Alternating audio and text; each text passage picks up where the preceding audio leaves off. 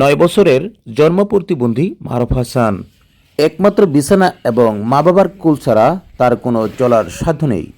তাই 9 বছর পূর্বেই তার প্রয়োজন ছিল একটি হুইল চেয়ার, কিন্তু এই প্রতিবন্ধীর জন্য হুইল চেয়ার কেনা ছিল মা বাবার সাধ্যের বাহিরে। কথা বলতে পারে না। পঞ্চগড় দেবগঞ্জ উপজেলার 8 নং দন্দপাল ইউনিয়নে কালীরাঙ্গা গ্রাম তারা মিয়ার 2 পুত্র 2 কন্যা সন্তানের মধ্যে চতুর্থতম সন্তান মোহাম্মদ মারুফ হোসেন জন্ম প্রতিবন্ধী হয়ে পৃথিবীতে আসেন। ইতিমধ্যে এই প্রতিবন্ধী শিশুটির প্রতি বাংলাদেশ জামাতে ইসলামীর নজরে আসে।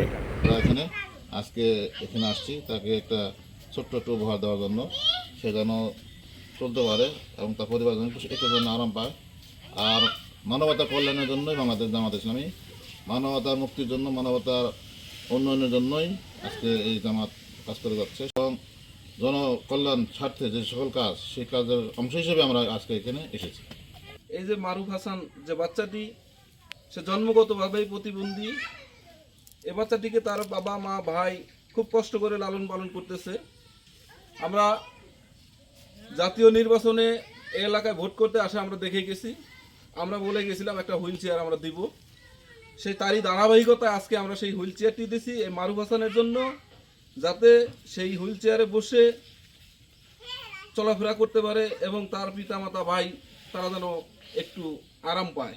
যে প্রতিবন্ধীটি হাসতে পারে না, কথা বলতে পারে না, চেয়ারটি পেয়ে একটু হাসার চেষ্টা করলো এবং বুঝতে পারলো তার প্রাপ্যটা এতদিনে হয়েছে। এখন ভালো লাগবে, এখন আরাম পাবে, একটু আরাম পাবে।